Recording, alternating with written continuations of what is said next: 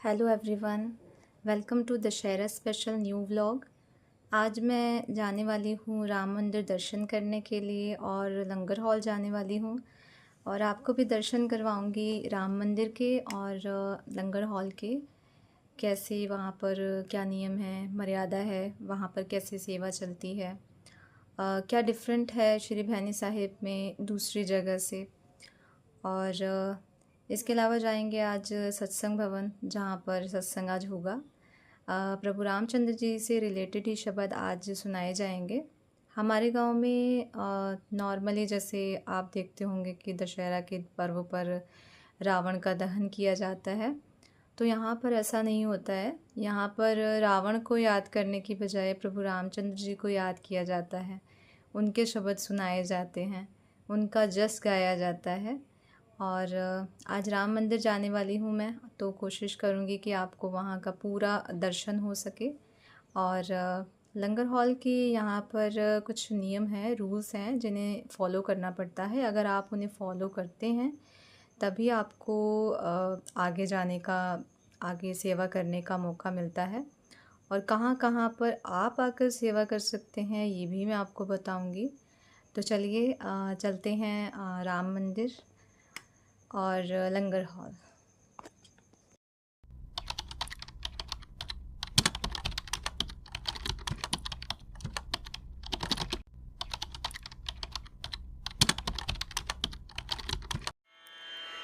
रेणु रना रना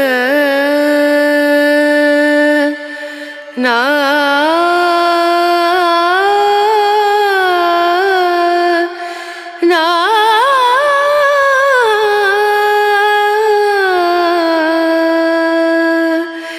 रेणु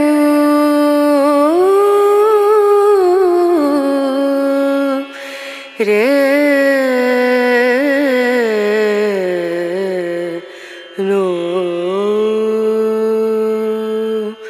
दीम दूम दना दीम दना दीम दूम दना दीम दना दीम दूम दना दीम दूम दना दीम दना उदनी दनी दना दिर दना उदनी दनी दना दिर दना दना दिया ता दीम दूम दना दीम दना दीम दूम दना दीम दना दीम दूम दना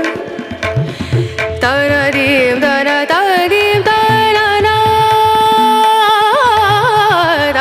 दीम दना दीम दना दना दिया दना दीम दना दीम दना दना दिया दिया दना दीम दना दना दिया तारा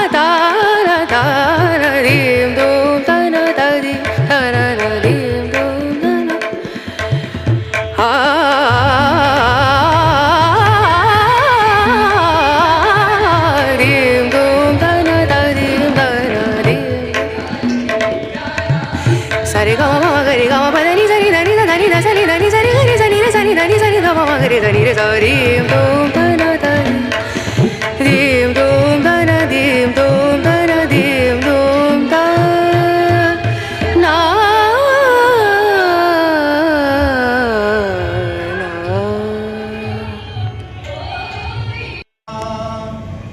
सत्संग ख़त्म होने के बाद मैं चल पड़ी राम मंदिर की तरफ।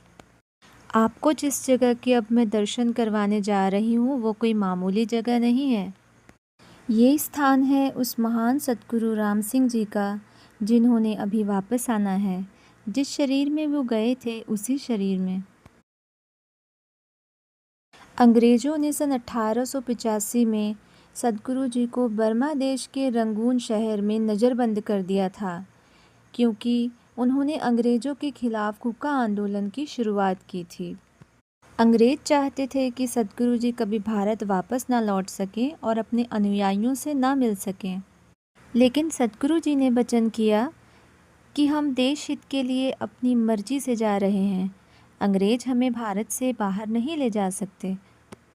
आग मुझे जला नहीं सकती, पानी मुझे डुबो नहीं सकता और हवा मुझे उड़ा नहीं सकती, काल मेरे हुक्म से चलता है। यह वचन थे सतगुरु राम सिंह जी के।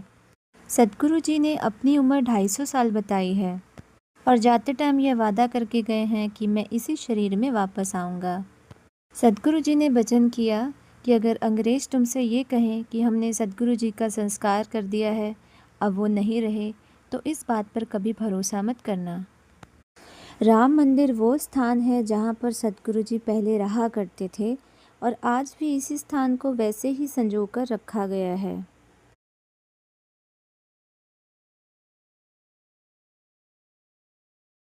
जैसे ही हम राम मंदिर के मुख्य द्वार पर पहुँचते हैं तो यहाँ पर हमें 2 तोपें दिखाई देती हैं।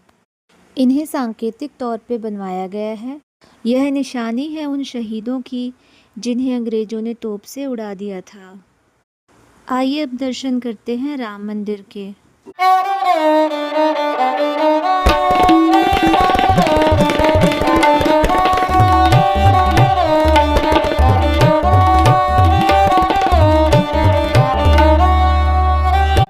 मंदिर में प्रवेश करते ही सामने सतगुरु जी का आसन लगा होता है। आसन के ठीक बाईं तरफ एक गड़वा रखा होता है जिसमें जल होता है। आसन के ठीक दाईं तरफ सदा ही एक ज्योत जलती रहती है।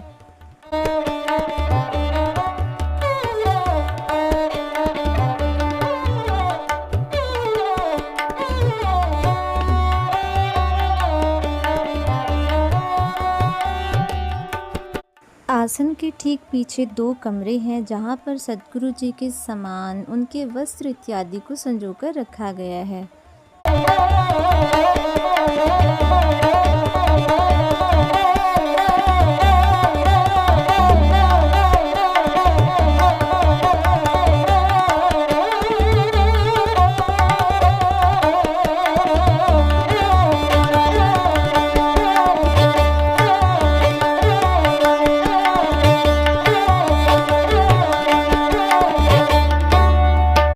ऐसा माना जाता है कि सतगुरु जी यहाँ पर अदृश्य रूप में विराजमान रहते हैं। राम मंदिर में ही दाईं तरफ कुछ सीढ़ियाँ ऊपर की ओर जाती हैं जहाँ पर सारे इतिहास को संजोकर रखा गया है।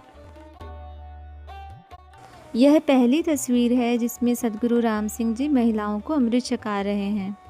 सतगुरु जी ने महिलाओं को भी पुरुषों के बराबर समान अधिकार दिया। इस दूसरी तस्वीर में सतगुरु जी ने पंडितों के द्वारा बनाए गए रीति रिवाजों का खंडन किया और बेहद ही साधारण तरीके से विवाह करना शुरू किया।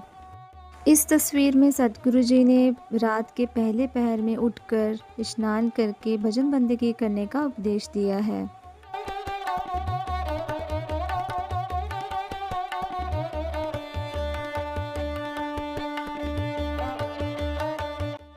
इस तस्वीर में सतगुरु जी अपने छोटे भाई बुद्ध सिंह जी को नाम जपने और जपाने का उपदेश दे रहे हैं।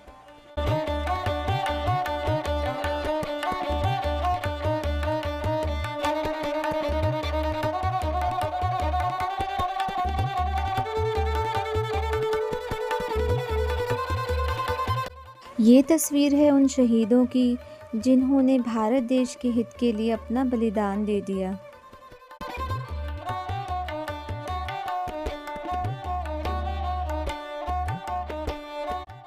आइए अब दर्शन करते हैं मलेरकोटला में हुए शहीदों के। अब ध्यान से देखिए इस तस्वीर को। इसमें 2 बच्चे भी शहीद हुए थे। एक की उम्र 12 साल जिसका नाम बिशन सिंह था और एक की उम्र 9 साल जिसका नाम हरनाम सिंह था। हरनाम सिंह का शरीर तोप के सामने छोटा रह गया था तो उसने पत्थर रख के अपने आप को ऊंचा कर लिया। अंग्रेज अफसर कॉवन जो कुको को शहीद कर रहा था, उसकी पत्नी ने कहा कि बच्चों को छोड़ दिया जाए। इस बात पर कॉवन ने कहा कि अगर ये अपने मुंह से एक बार कह देंगे कि ये सतगुरु राम सिंह जी के सिख नहीं हैं तो मैं इन्हें छोड़ दूंगा। इस बात पर बिशन सिंह ने मिस्टर कॉवन की दाढ़ी पकड़ ली और उन्हें लहूलुहान कर दिया। अंग्रेज अफसर को छुड़ाने के लिए उसके शागिर्दों ने बिशन सिंह के हाथ काट दिए और बाद में उसका गला काट दिया।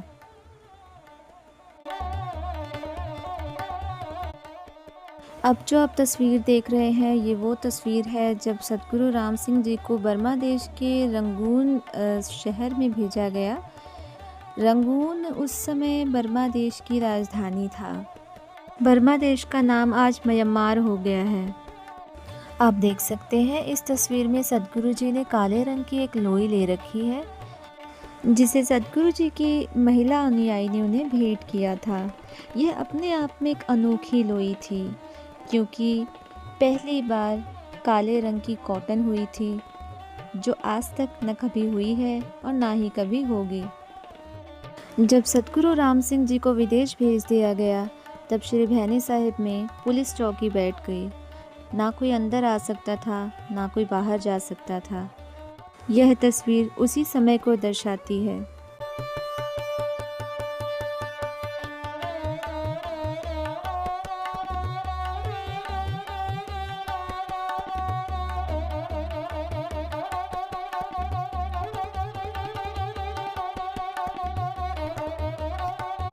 अब जो आप तस्वीर देख रहे हैं इसमें एक सिख सतगुरु राम सिंह जी से मिलने जाता है जहां उन्हें नज़रबंद कर दिया गया था। सतगुरु जी से उस समय मिलना कोई आसान नहीं था। सतगुरु जी से मिलने के लिए सिख को अंग्रेज़ों के सामने पागल बनने का नाटक करना पड़ा। जब सिख सतगुरु जी के उस स्थान तक पहुंच गया जहां पर सतगुरु जी को नज़रबंद किया गया था तब वहां पर उसने रोड़े फेंकना शुरू कर दिया। किसी तरह से पत्थर के माध्यम से सतगुरु जी तक संदेश को पहुंचाया गया और सतगुरु जी के दिए गए हुक्मनामों को वहां से लाकर यहां पर संगत को सुनाया गया। अब आप जो तस्वीर देख रहे हैं इसमें एक तरफ है सतगुरु हरि सिंह जी और एक तरफ है अंग्रेज अफसर।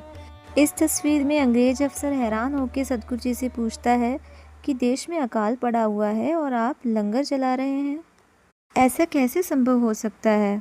इस बात पर सतगुरु हरि सिंह जी ने कहा कि यह सदाव्रत लंगर है, यहाँ का भोजन कभी ख़त्म नहीं होगा। आप अगर 1000 और लोगों को भी ले आएंगे तब भी यहाँ का खाना ख़त्म नहीं होगा।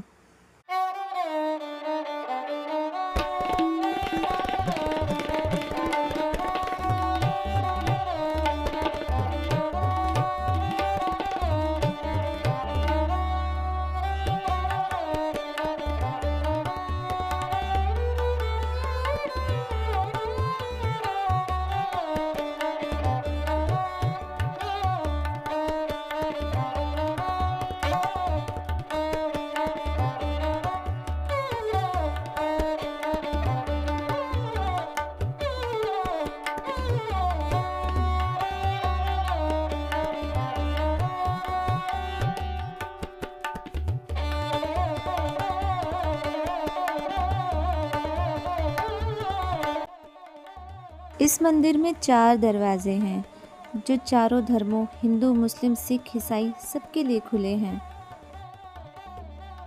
अब चलते हैं लंगर छकने।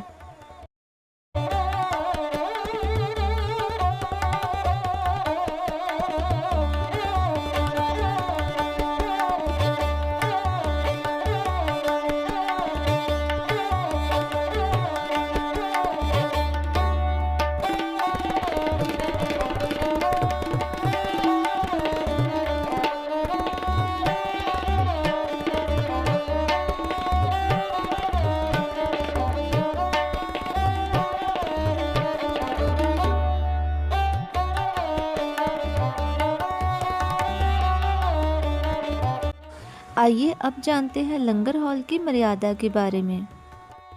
यहाँ पर 2 तरीके से बर्तनों को धोया जाता है। एक तो नॉर्मल सर्फ साबुन से जैसा हम घर पे उपयोग करते हैं और दूसरा रेत से। जी हाँ, यहाँ पर रेत से बर्तनों को मांजा जाता है और उसी से साफ़ किया जाता है। सर्फ साबुन से साफ़ किए गए बर्तन मर्यादा में नहीं आते हैं।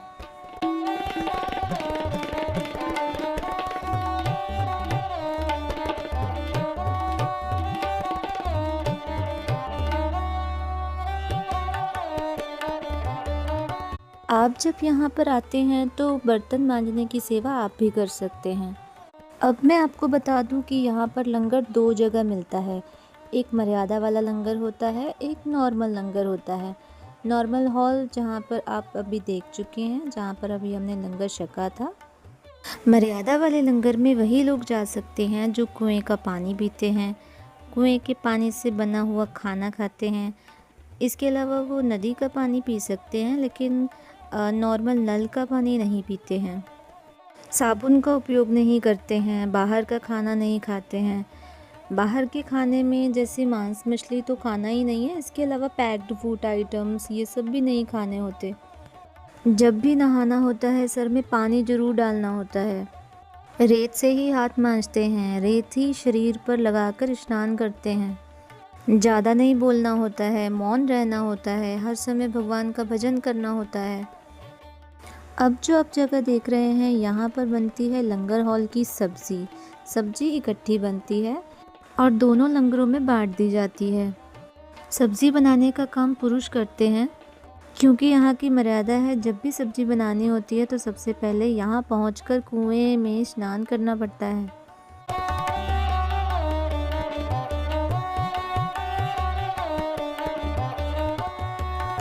आइए अब करते हैं दर्शन लोक के, जहाँ पर रोटी बनती है जिसे प्रसादा कहा जाता है।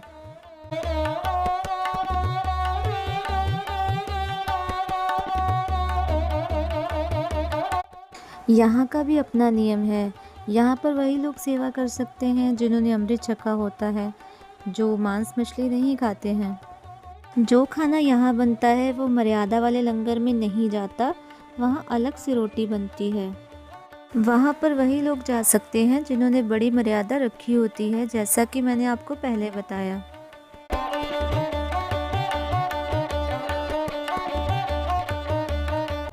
लंगर हॉल में सब्जी काटने का काम इकट्ठा होता है, यहाँ पर आप आकर सेवा कर सकते हैं।